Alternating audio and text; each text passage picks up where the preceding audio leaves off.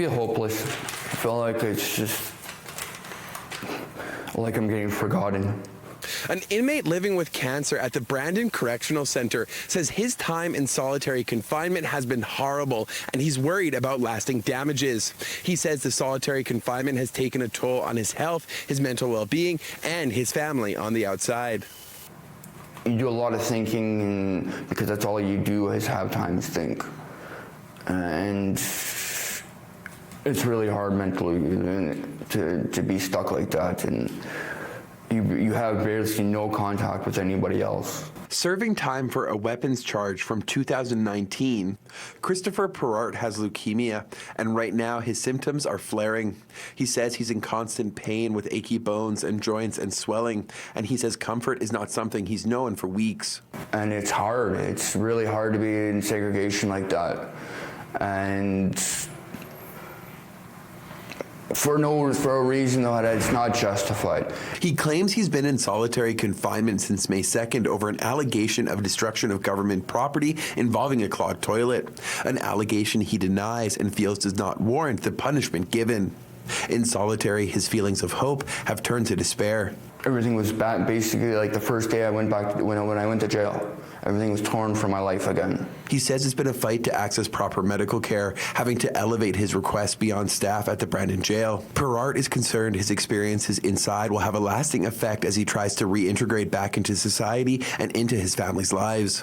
It's making me go steps back.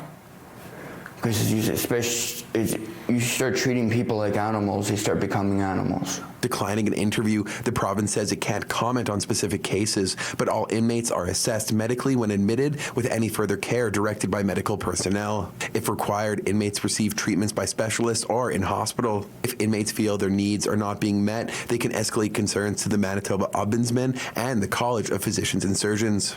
Manitoba Justice says inmates in solitary are closely monitored and can be removed when they, quote, no longer pose a threat to other inmates themselves or the security of the centre. Psychotherapist Jerry Gertson has worked extensively with victims and inmates on both sides of the justice system. He says isolation can have a negative effect on a person's rehabilitation. I've known many inmates who have felt that they have been treated with dignity. And those ones come out with a sense in which they appreciate the opportunity that rehabilitation has had on their lives.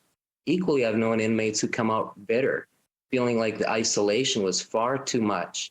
And so then when bitterness settles in, they're not able to enter into the programs.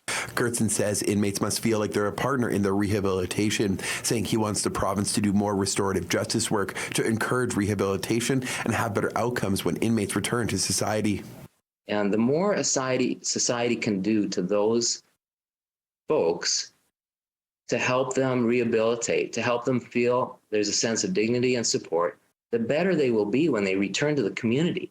I think we ought to always be looking at the sense in which these people are going to come back to the community, and how do we want them to re-enter? In Winnipeg, Morgan Majeski, City News.